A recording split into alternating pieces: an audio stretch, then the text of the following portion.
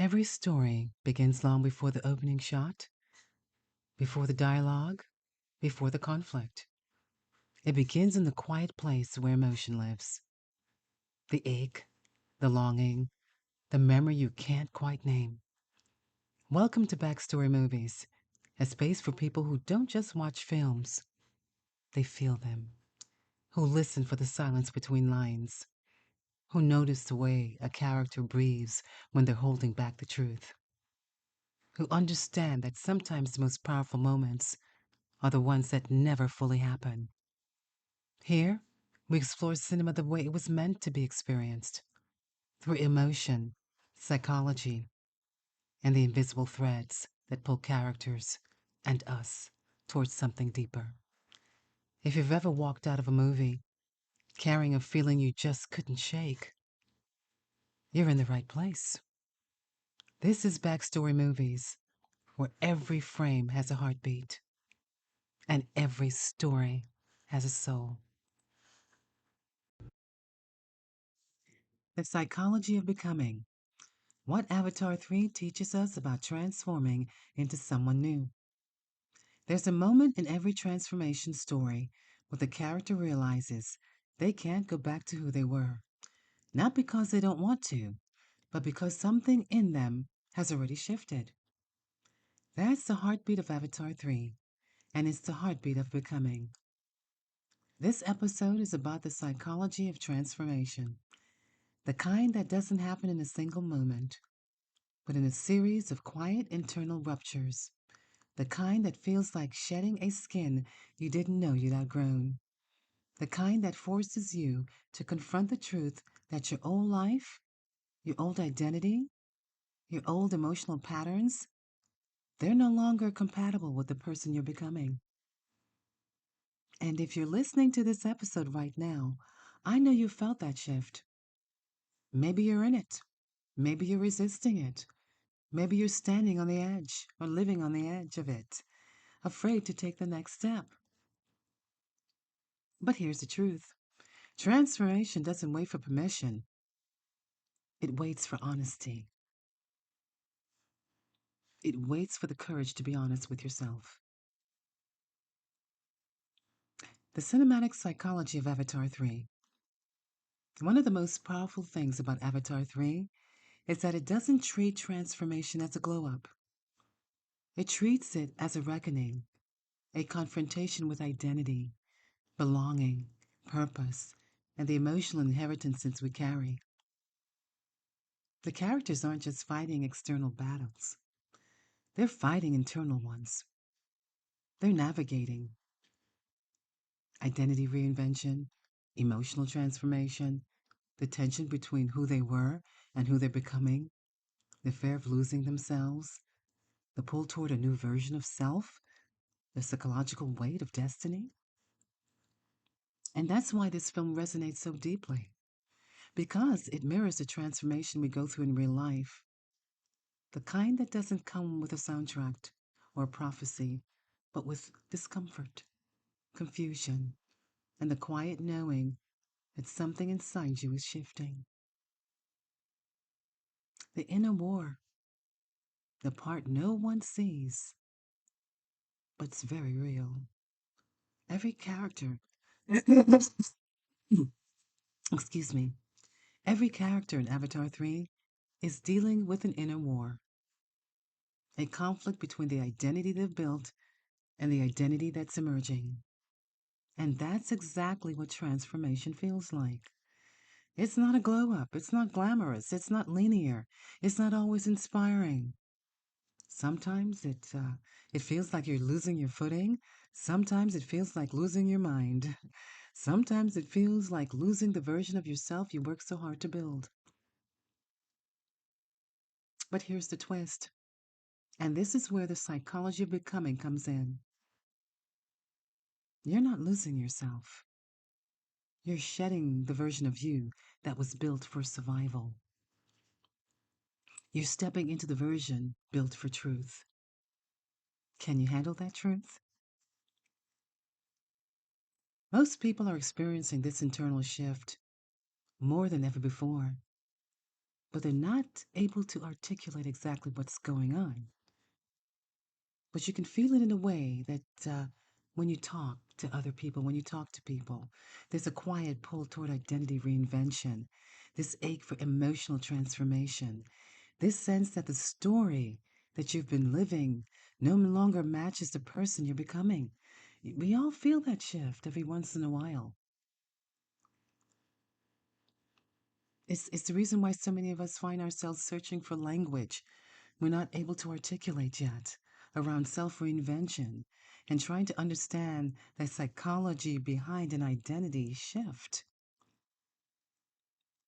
And that was one of my most difficult things is to be able to articulate what I was going through as the transformation, the transitioning was shifting right under my very life. Trying to make sense of the moment when my old life stopped fitting and my new one hadn't yet fully formed.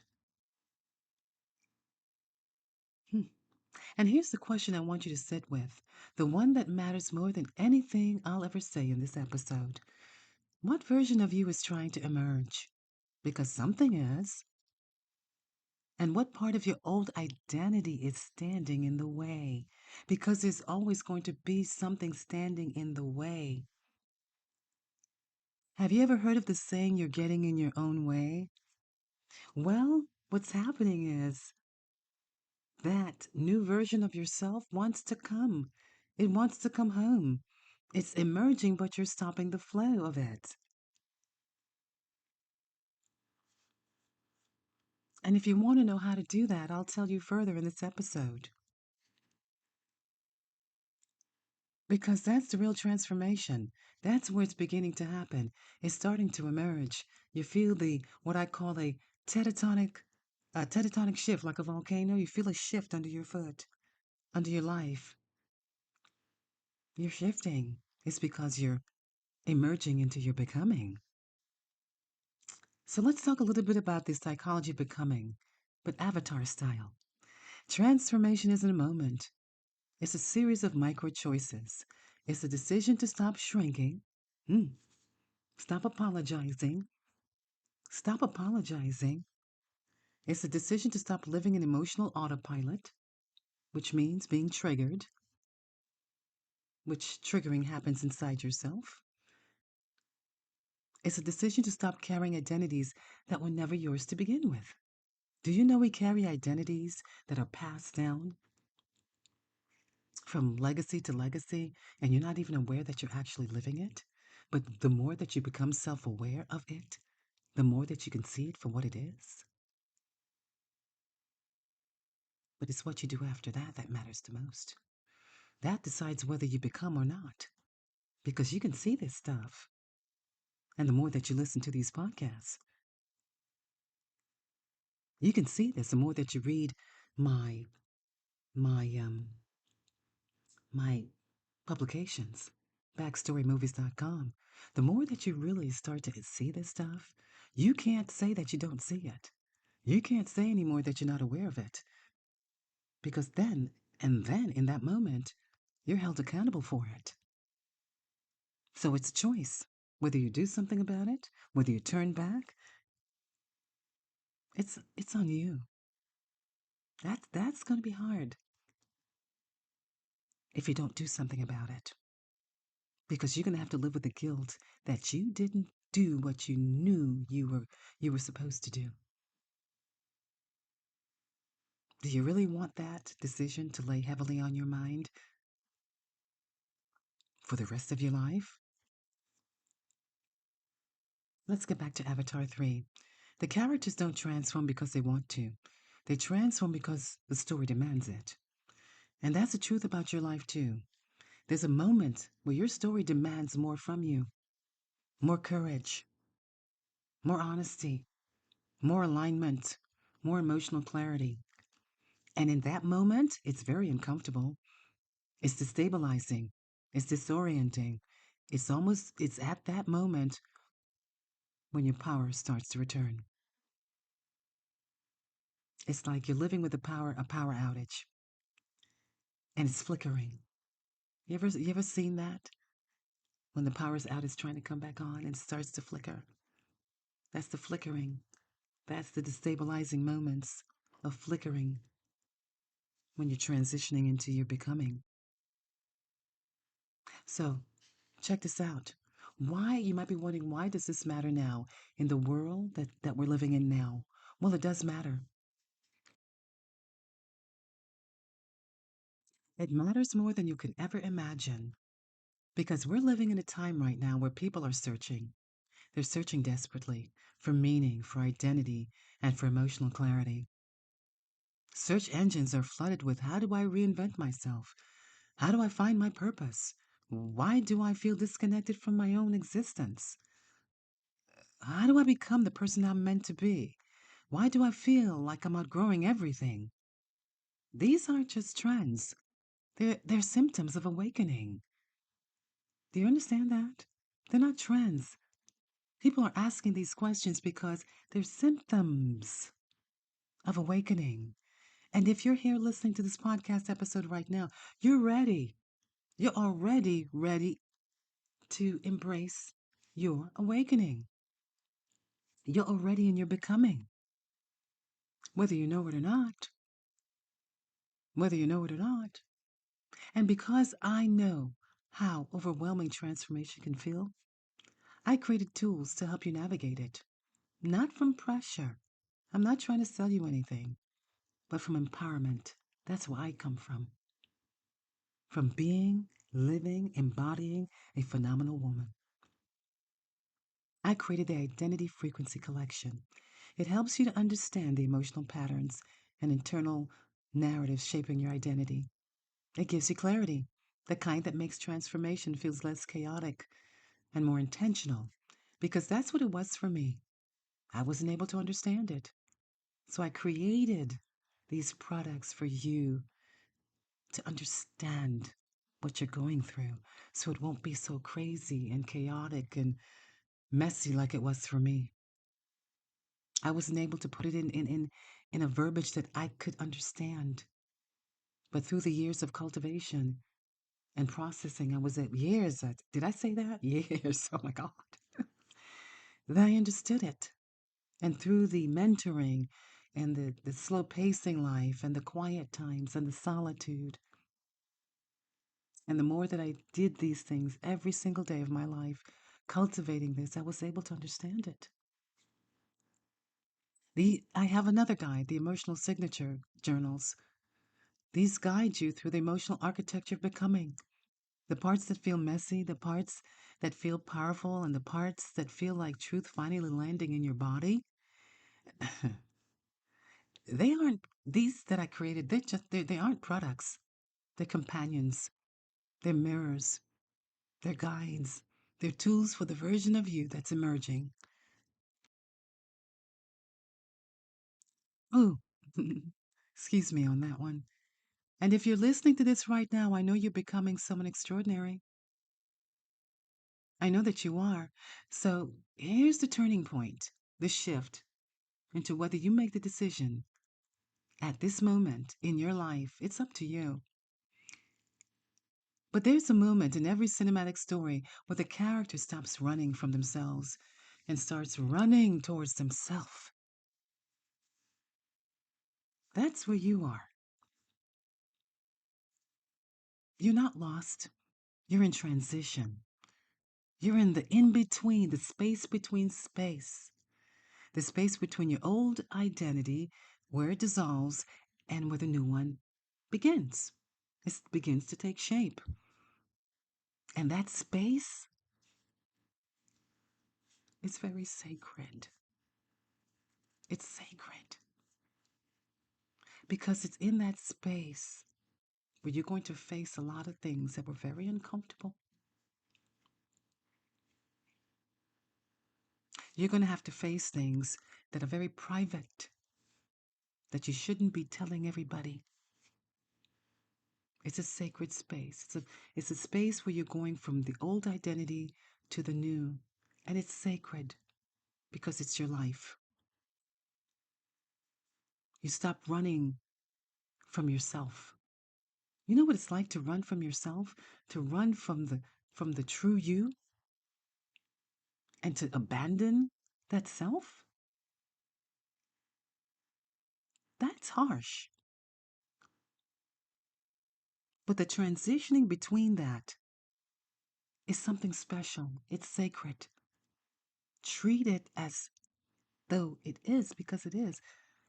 Treat it because it's sacred. It is that time that you are going to experience so many things. That flickering light I talked about.